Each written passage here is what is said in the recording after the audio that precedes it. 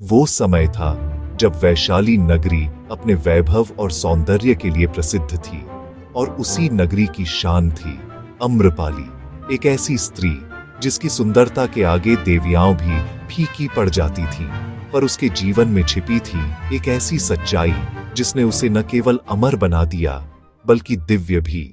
कहते हैं जब वैशाली में एक आम के वृक्ष के नीचे एक नवजात बालिका मिली तो नगरवासियों ने उसे अम्रपाली नाम दिया। आम्र यानी आम का वृक्ष और पाली यानी रक्षक।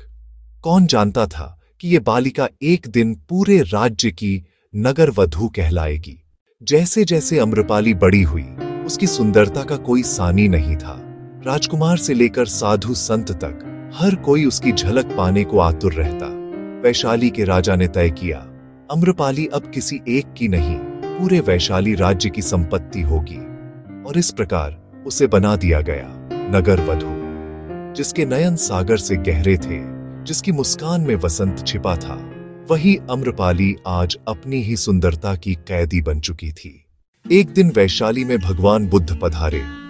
अम्रपाली ने सुना कि बुद्ध सत्य का मार्ग दिखाते हैं।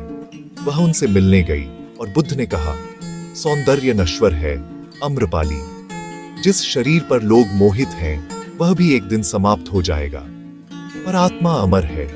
वो एक क्षण था जिसने अम्रपाली को बदल दिया। उसकी आंखों से अहंकार नहीं, आंसू बह निकले।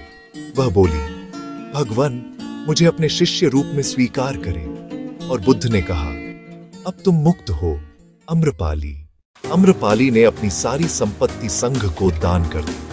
जिसने कभी सोने में नहाया था वही स्त्री आज साध्वी के वस्त्रों में भिक्षुणी बनकर संसार को त्याग चुकी थी। उसने सिद्ध कर दिया सौंदर्य शरीर में नहीं आत्मा में होता है, मुक्ति भोग में नहीं त्याग में है, और तभी से उसका नाम इतिहास में अमर हो गया। अम्रपाली वैशाली की अप्सरा नहीं बल्कि ज्ञान की देवी। कभी जिसने राजाओं को मोहित किया था वही स्त्री आज संसार को आत्मज्ञान का संदेश दे गई।